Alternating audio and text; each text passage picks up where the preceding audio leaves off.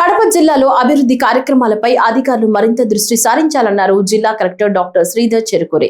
జిల్లాలో ప్రభుత్వం చేపడుతున్న అన్ని అభివృద్ధి కార్యక్రమాలకు సంబంధించి ప్రగతి నివేదికలను సిద్ధం చేయాలని జిల్లా కలెక్టర్ అన్ని శాఖల అధికారులను ఆదేశించారు.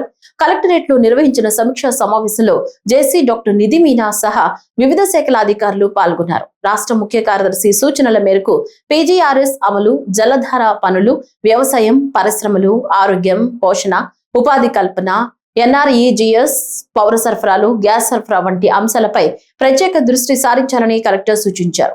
ఈ నెల 7-8 తేదీల్లో జరిగే జిల్లా కలెక్టర్ల సదస్సు దృష్ట్యా జిల్లాలో జరుగుతున్న అభివృద్ధిపై సమగ్ర నివేదికలు సిద్ధం చేయాలని అధికారులకు ఆదేశించారు. వేసవి కాలం నేపథ్యంలో ప్రజలకు అవగాహన కల్పించడం, ప్రజారోగ్యం, పారిశుద్ధ్యం, సంక్షేమ హాస్టళ్లలో సదుపాయాల మెరుగుదలపై క్షేత్రస్థాయిలో పర్యవేక్షణ చేపట్టాలని సూచించారు.